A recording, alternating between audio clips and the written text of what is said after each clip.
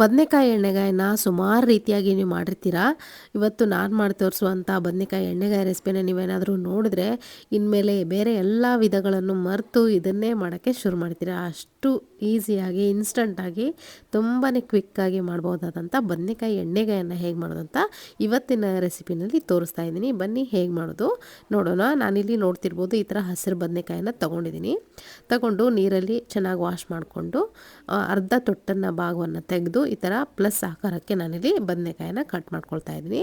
ಇದೆಲ್ಲರಿಗೂ ಗೊತ್ತಿರುವಂಥ ಮೆಥಡೇ ಬದನೆಕಾಯಿ ಎಣ್ಣೆಗಾಯಿ ಮಾಡೋಕ್ಕೆ ಈ ಥರ ಕಟ್ ಮಾಡ್ಕೊಳ್ಳೇಬೇಕಾಗತ್ತೆ, ಯಾಕಂದರೆ ಸ್ಟಫಿಂಗ್ ಇರುತ್ತೆ. ಹಾಗಾಗಿ ಇದೇ ಥರ ಎಲ್ಲ ಬದನೆಕಾಯಿಗಳನ್ನು ಅರ್ಧದಷ್ಟು ತೊಟ್ಟನ್ನು ಕಟ್ ಮಾಡಿ ಪ್ಲಸ್ ಆಕಾರಕ್ಕೆ ನಾನಿಲ್ಲಿ ಕಟ್ ಮಾಡ್ಕೊಂಡು ಇಟ್ಕೊಳ್ತಾ ಇದ್ದೀನಿ. ತುಂಬ ಕ್ವಿಕ್ಕಾಗಿ ಆಗುವಂಥದ್ದು. ನೀವು ಯಾವುದೇ ಮಸಾಲೆ ರುಬ್ಬೋ ಅಗತ್ಯ ಇಲ್ಲ, ಎಂಥದ್ದು ಇಲ್ಲ. ಒಂದು 10ರಿಂದ 15 ನಿಮಿಷದಲ್ಲಿ ನಿಮ್ಮ ಬದನೆಕಾಯಿ ಎಣ್ಣೆಗಾಯಿ ಪಲ್ಯ ರೆಡಿ ಆಗಿಬಿಡುತ್ತೆ. ತುಂಬ ಟೇಸ್ಟಿಯಾಗಿ ಕೂಡ ಇರುತ್ತೆ. ಖಂಡಿತ ಈ ವಿಡಿಯೋ ಕೊನೆವರೆಗೂ ನೋಡಾದ್ಮೇಲೆ ನೀವು ಕೂಡ ನಿಮ್ಮನೆಯಲ್ಲಿ ಮಾಡಿಕೊಂಡು ಅದರ ರುಚಿ ನೋಡಿ ಹೇಗಿತ್ತು ಅಂತ ಕಮೆಂಟ್ ಮುಖಾಂತರ ಬರ್ತಿಳಿಸಿ. ಇವಾಗ ಸ್ಟಫಿಂಗ್ಗೆ ನೋಡಿ ಸಣ್ಣದಾಗಿ ಒಂದು ಈರುಳ್ಳಿನ ಕಟ್ ಮಾಡ್ಕೊಂಡು ಹಾಕ್ಕೊಂಡಿದ್ದೀನಿ ಒಂದು ಪ್ಲೇಟ್ಗೆ. ಹಾಗೆ ಅಚ್ಚ ಖಾರದ ಪುಡಿ 1 ಟೇಬಲ್ ಸ್ಪೂನ್ ಆಗೋಷ್ಟು, ಹಾಗೆಯೇ ಹುಚ್ಚಳ ಪುಡಿ ನೀವು ನೋಡಿರ್ಬೋದು ಹುಚ್ಚಳ ಪುಡಿ ಹಾಕಿದ್ದೀನಿ. ಜೊತೆಗೆ ಶೇಂಗಾ ಪುಡಿ ಅಂದರೆ ಹುರಿದಂಥ ಶೇಂಗಾ ಪೌಡ್ರ್ ಹಾಕ್ಕೊಂಡಿದ್ದೀನಿ. ಇದ್ರ ಜೊತೆಗೇ ಒಣ ಕೊಬ್ಬರಿಯನ್ನು ಸಣ್ಣದಾಗಿ ಪೌಡ್ರ್ ಮಾಡಿಕೊಂಡು ಡಬ್ಬದಲ್ಲಿ ಬಾಕ್ಸಲ್ಲಿ ತುಂಬಿಟ್ಕೊಂಡ್ರೆ ಈ ಥರ ಯೂಸ್ ಆಗುತ್ತೆ. ಅದನ್ನು ಕೂಡ 1 ಕಪ್ ಆಗೋಷ್ಟು ಹಾಕ್ಕೊಂಡಿದ್ದೀನಿ. ಅರಿಶಿನ ಪುಡಿ ಹಾಗೆ ಧನಿಯಾ ಪುಡಿ 1 ಟೀ ಸ್ಪೂನ್ ಆಗೋಷ್ಟು, ಜೀರಿಗೆ ಪುಡಿ ಕೂಡ 1 ಟೀ ಸ್ಪೂನ್ ಆಗೋಷ್ಟು, ಜೊತೆಗೆ ಗರಂ ಮಸಾಲೆ ಇರುತ್ತಲ್ಲ ನಿಮ್ಮ ಮನೆಯಲ್ಲಿ ಅದು ಕೂಡ 1 ಟೀ ಸ್ಪೂನ್ ಆಗೋಷ್ಟು ಹಾಕ್ಕೊಂಡಿದ್ದೀನಿ ಇದಕ್ಕೇ. ಹಾಗೆಯೇ ಕೊತ್ತಂಬರಿ ಸೊಪ್ಪು ಸಣ್ಣದಾಗಿ ಕಟ್ ಮಾಡ್ಕೊಂಡು ಇದಕ್ಕೇ ಹಾಕ್ಕೊಂಡು 1 ಟೀ ಸ್ಪೂನ್ ಆಗೋಷ್ಟು ಎಣ್ಣೆಯನ್ನು ಹಾಕ್ಕೊಂಡು ಚೆನ್ನಾಗಿ ಕೈಯಿಂದ ಮಸಾಲೆಗಳೆಲ್ಲರೂ ಮಿಕ್ಸ್ ಮಾಡ್ಕೊಳ್ಳಿ.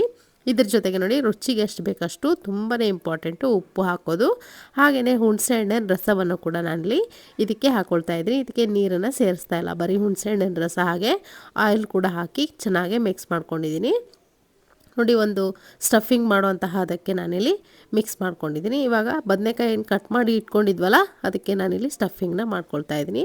ತುಂಬ ಇನ್ಸ್ಟಂಟಾಗಿ ಮಾಡ್ಕೊಂಬಿಡ್ಬೋದು. ನೀವು 2 ಪೌಡ್ರ್ಗಳನ್ನು ಅಥವಾ 2-3 ಪುಡಿಗಳನ್ನು ಮಾಡಿ ಡಬ್ಬದಲ್ಲಿ ಬಾಕ್ಸಲ್ಲಿ ಹಾಕು ಫ್ರಿಜ್ಜಲ್ಲಿ ಇಟ್ಕೊಂಡ್ಬಿಟ್ರೆ ತಿಂಗಳಾನ್ಗಟ್ಲೆ ನೀವು ಅದನ್ನು ಯೂಸ್ ಮಾಡ್ಬೋದು ಈ ಥರ ಎಣ್ಣೆಗಾಯಿ ಪಲ್ಯಗಳನ್ನ ಮಾಡೋಕ್ಕೆ. ಇವಾಗ ನೋಡಿ ಶೇಂಗಾ ಪುಡಿ ಆಯಿತು, ಹಾಗೆಯೇ ಹುಚ್ಚಳ ಪೌಡ್ರ್ ಆಯಿತು, ಹಾಗೆ ಒಣ ಕೊಬ್ಬರಿನ ಪುಡಿ ಮಾಡಿಕೊಂಡು 3 ಬಾಕ್ಸಲ್ಲಿ ತುಂಬಿಟ್ಕೊಂಡ್ಬಿಟ್ರೆ ನಿಮಗೆ ಎಷ್ಟು ಈಸಿ ಆಗುತ್ತೆ ಅಂದರೆ ಎಲ್ಲ ಪಲ್ಯಗಳು ನೀವು ಹಾಕ್ಬೋದು. ಇವಾಗ ನೋಡಿ ಬದನೆಕಾಯಿನ ಸ್ಟಫ್ ಮಾಡ್ಕೊಂಡು ಇಟ್ಕೊಂಡಿದ್ದೀನಿ. ಸ್ವಲ್ಪ ಮಸಾಲೆ ಕೂಡ ಮಿಕ್ಕಿದೆ. ಇವಾಗ ಮಾಡೋದು ನೋಡೋಣ. ನಾನಿಲ್ಲಿ ಒಂದು ದಪ್ಪ ತಳ ಇರುವಂಥ ಪಾತ್ರೆಯನ್ನು ಬಿಸಿ ಇಟ್ಕೊಂಡಿದ್ದೀನಿ. ಎಣ್ಣೆಗಾಯಿ ಆದಮೇಲೆ ಸ್ವಲ್ಪ ಎಣ್ಣೆ ಜಾಸ್ತಿನೇ ಹಾಕಬೇಕಾಗತ್ತೆ. 2 ಟೇಬಲ್ ಸ್ಪೂನ್ ಆಗೋಷ್ಟು ಎಣ್ಣೆ ಹಾಕ್ಕೊಂಡಿದ್ದೀನಿ. ಎಣ್ಣೆ ಚೆನ್ನಾಗಿ ಕಾದಾದ್ಮೇಲೆ ಸಾಸಿವೆ, ಜೀರಿಗೆ, ಕರಿಬೇವು ಹಾಗೆ ಒಂದು ಅರ್ಧದಷ್ಟು ಈರುಳ್ಳಿನ ಒಗ್ಗರಣೆಗೆ ಹಾಕ್ಕೊಳ್ತಾ ಇದ್ದೀನಿ. ಈರುಳ್ಳಿ ಆಪ್ಷನಲ್ಲು, ಬೇಕಿದ್ರೆ ನೀವು ಸ್ವಲ್ಪ ಗ್ರೇವಿ ಥರ ಬೇಕು ನಿಮಗೆ ಜಾಸ್ತಿ ಅಂದರೆ ಸ್ವಲ್ಪ ಈರುಳ್ಳಿ ಅರ್ಧದಷ್ಟು ಹಾಕ್ಕೊಳ್ಳಿ ಸಣ್ಣದಾಗಿ ಕಟ್ ಮಾಡಿಕೊಂಡು. ಹಾಗೆಯೇ ಇವಾಗ ನೋಡಿ ಸ್ವಲ್ಪ ಫ್ರೈ ಆದಮೇಲೆ ನಾನು ತುಂಬಿಟ್ಕೊಂಡಂಥ ಎಣ್ಣೆಗಾಯಿ ಏನಿದೆ ಅಲ್ಲ ಸ್ಟಫ್ ಮಾಡ್ಕೊಂಡಂಥದ್ದು ಅದನ್ನು ಕೂಡ ಎಣ್ಣೆನಲ್ಲೇ ಹಾಕ್ಕೊಳ್ತಾ ಇದ್ದೀನಿ. ಈ ಥರ ನೋಡಿ ಹಾಕ್ಕೊಂಡು ಮೇಲ್ಗಡೆ ಒಂದು ಚಿಕ್ಕ ಗಾತ್ರದ ಟೊಮೆಟೊನ ಸಣ್ಣದಾಗಿ ಕಟ್ ಮಾಡಿಕೊಂಡು ಹಾಕ್ಕೊಳ್ತಾ ಇದ್ದೀನಿ. ಸೊ ನೋಡಿ ಇವಾಗ ಹಾಕ್ಕೊಂಡು ಚೆನ್ನಾಗಿ ಮಿಕ್ಸ್ ಮಾಡ್ಕೊಳ್ಬೇಕು. ಜಾಸ್ತಿ ಕಲ್ಸಕ್ಕೆ ಹೋಗಬಾರ್ದು ಸ್ಪೂನಿಂದ, ಯಾಕಂದರೆ ಎಣ್ಣೆಗಾಯಿ ಚೆನ್ನಾಗಿ ಬೇಯೋವರೆಗೂ ಅದನ್ನು ಕಲಿಸ್ಬಾರ್ದು. ಇವಾಗ ನೋಡಿ ಮಿಕ್ಕಿದಂಥ ಏನು ಮಸಾಲೆ ಉಳಿದಿರುತ್ತಲ್ಲ ಸ್ಟಫಿಂಗ್ದು ಅದನ್ನು ಕೂಡ ಈ ಥರ ಬದನೆಕಾಯಿ ಮೇಲ್ಗಡೆನೇ ನಾನಿಲ್ಲಿ ಹಾಕ್ಕೊಂಡಿದ್ದೀನಿ. ಹಾಗೆ ಸ್ವಲ್ಪ ನೀರನ್ನು ಕೂಡ ಹಾಕ್ಕೊಂಡಿದ್ದೀನಿ. ಮಸಾಲೆ ಅಂಟ್ಕೊಂಡಿರೋಂಥ ಪ್ಲೇಟ್ಗೆ ಸ್ವಲ್ಪ ನೀರು ಹಾಕ್ಕೊಂಡು ನೀರನ್ನು ಕೂಡ ಸೇರಿಸ್ಕೊಂಡಿದ್ದೀನಿ. ಇವಾಗ ನೋಡಿ ಇದನ್ನು ಚೆನ್ನಾಗಿ ಈ ಥರ ಒಂದೊಂದಾಗಿ ಸಪ್ರೇಟಾಗಿ ಬಿಡಿಸ್ಕೊಂಡು ತಳ ಹಿಡಿಯೋ ಥರ ಇಟ್ಟು ಬದನೆಕಾಯಿನ ಮುಚ್ಚಿ ಒಂದು 10 ನಿಮಿಷ ಮೀಡಿಯಮ್ ಉರಿನಲ್ಲಿ ಇಟ್ಕೊಂಡು ಬೇಯಿಸ್ಕೋಬೇಕು. ಇವಾಗ ನೋಡಿ ಒಂದು 10 ನಿಮಿಷದಿಂದ ಚೆನ್ನಾಗಿ ಕುದೀತಾ ಇದೆ. ಇವಾಗ ಸ್ವಲ್ಪ ಬದನೆಕಾಯಿನ ಮತ್ತೊಂದು ಕಡೆ ತಿರುಗಿಸ್ಬೇಕು. ಈ ಥರ ನೋಡಿ ಟರ್ನ್ ಮಾಡ್ಕೋಬೇಕು. ಸೊ ನೋಡಿ ಈ ಥರ ತಿರುಗಿಸಿ ಮತ್ತೆ ನೀವಿಲ್ಲಿ ಮುಚ್ಚಿ ಒಂದು 5 ನಿಮಿಷ ಅಥವಾ 10 ನಿಮಿಷ ಬೇಯಿಸ್ಕೋಬೇಕು.